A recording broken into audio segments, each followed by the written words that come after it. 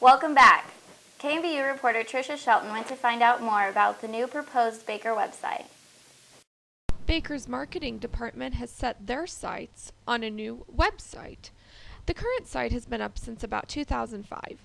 Right now, the navigation requires users to pick where they want to go by school: arts and sciences, nursing, graduate programs, or education.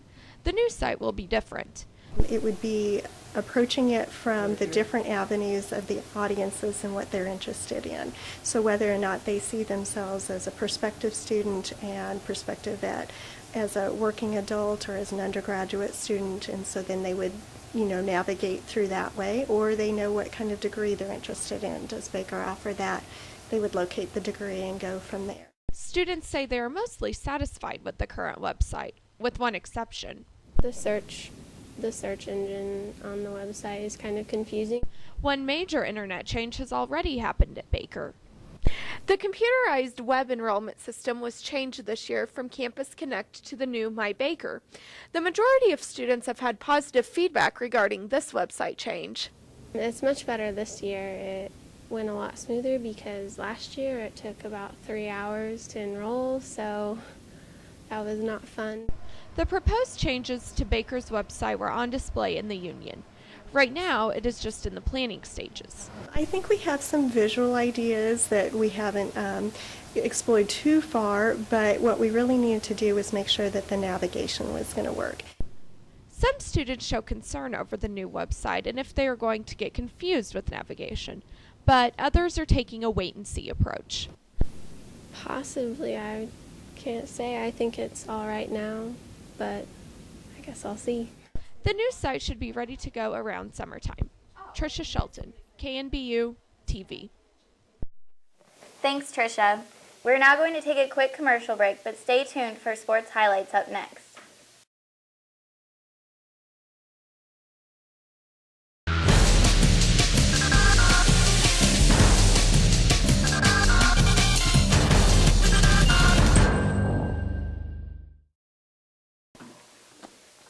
Welcome back.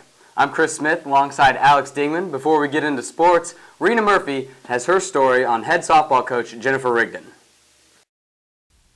Head softball coach Jennifer Rigdon has a lot on her plate this spring. Not only is she coaching the girls' softball team, but she also has a 1-year-old at home and is expecting another in June. Last winter, Coach Rigdon gave birth to 1-year-old Cole Rigdon. What are you doing? She talks about the difficulties of having a family and coaching. When I came into the coaching realm, I knew I wanted to have a family someday, but I really didn't know how hard it was going to be. And to make things even harder, her husband Jared is a wrestling coach at Santa Fe Trail High School. It kind of works itself out because he starts in October and then ends in February, where my season's kind of getting started right as he's beginning. But it's definitely trying, especially this year with the way the weather's been, and our practices aren't very set in stone, so I kind of have to shuffle Cole around. Because of her pregnancy, there will be some things Coach Rigdon will be unable to do this spring. Well, I think that some of the things that I won't be able to do, I definitely will probably move from coaching third base to first base once I kind of get heavier or bigger. So just so I don't take that chance of getting injured or not being able to move out of the way of the ball. I won't be able to hit grounders or fly balls to the team probably in a couple months. I think I'm doing okay right now. Though faced with many challenges ahead of her this spring, Coach Rigdon's experience and toughness will carry her through this season. I think I'll be okay as far as the tired aspect. Driving to and from games may be challenging toward the end, but I think I'm a little bit tougher than some women, so I might be able to handle it. Hi, sweetie. From Maybe Jim, Rena Murphy, KNBU. Thanks, Rena. Alex, the women's and men's basketball season are both over now as the women got knocked out of the playoffs by Mid-America, but certainly some highlights from that game. Let's run over them. Well, they had a good chance to win this game. It was tied 32 at half. Allie Heinen had 20 points there in the first half, ended with 29 points. The only real negative about that is that her and Gus were pretty much all the offense, only 11 points after that. And that's something we've been talking about all year is when they have, two options going fairly well, but they can't really get that third option going. Right. Trying to get that inside-outside game. Allie Heinen had a huge night. What do you expect from next year's Cats team? Obviously, losing Allie Heinen is going to hurt. Oh, it's going to definitely hurt to lose Allie Heinen. I mean, she had 29 in this one, 11 rebounds. She averaged around 17 points a game. But, Aubrey Gustin, she's a good player. I can see the same thing happening that happened to Heinen. Heinen followed Amanda Yates, in her success and had such a great senior campaign. But Gustin's just going to be a sophomore next year. The big three guards, Schaefer, Schnaden, and Shuffleberger will still be around. Kaylee Murdoch plays like a senior already, and she'll be a sophomore next year. So Decker's definitely got a strong team, looking to improve and have a winning season next year. Right, and maybe get some Twin Towers action. Josie McDiffitt coming back as a sophomore also. So 2 6-footers down low will certainly help. Let's move on to some Big 12 basketball now. Obviously, Kansas coming off huge win over Texas Tech last night, 109-51, a 58-point spread. Have you ever seen anything like that, Alex? Well, it's been a while, probably the Paul Pierce days maybe, back when they used to do that, about once a year.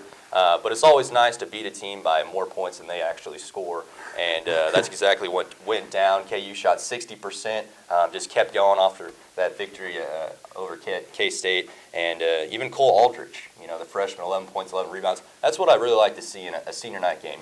You figure the senior's going to play well. Russell Robinson, 3 for 3. Case had 9 points, and there's 3 seniors in double figures, 6 total. But Cole Aldrich, a guy that's going to be a sophomore next year, look for him to step up. Going to need his post play because we might be without Arthur. I hope not. If you're watching KNBU TV, you just happen to be in Baldwin City right now. But hopefully he stays around. But the team, 14 of 24 from 3, did a good job at the free throw line. Just everything efficient. Sharon Collins playing well, and they're doing it at the right time. If they win their next 9 games in a row, it'll mean a national title. And I think they can pull it off. 9 more, Hawks. Right now, Kansas currently seated first, a half game ahead of Texas in the Big 12 standings, 12-3 in the conference, 27-3 overall. Yeah. That is very true. Let's get into this. Texas has Nebraska at home in Austin coming up, and then again Okie State on the 9th are their final 2 games. Yep. If both Kansas and Texas win out, Texas will have the tiebreaker advantage going into the Big 12 tournament because of that head-to-head victory.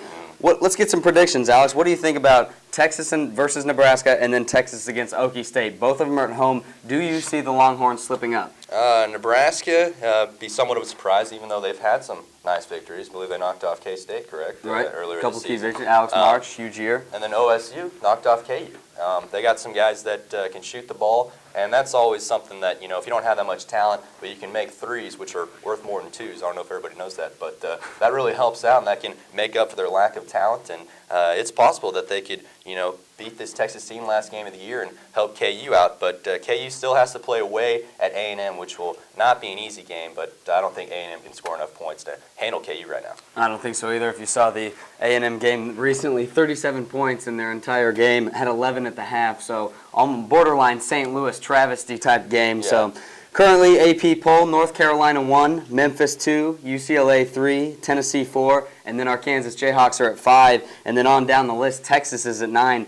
Do you see that pretty accurate right now, Alex? Is that kind of how you see it shaping up in your eyes, or do you think Kansas should have snuck into that top 4? No, I think Kansas, really, that Oklahoma State loss really did hurt them. I mean, that's just something you can't do at this point when you're looking for a number 1 seed. But they can still help themselves out. If they win the Big 12 tournament, they'll most likely play Texas again. And if they're able to knock them off this time, they'll get that 1 seed. But, North Carolina, if they can handle Duke on Saturday and get some rematch from that previous loss, they should have a number 1 seed. Memphis, in the league that they're in, probably won't lose another game, so they should be in there. And then, it'll be a battle between Tennessee and UCLA for that last spot, but it should be exciting. Yeah, definitely. We've got an exciting March coming up. That'll do it for Sports Chat. We'll be back after this commercial break.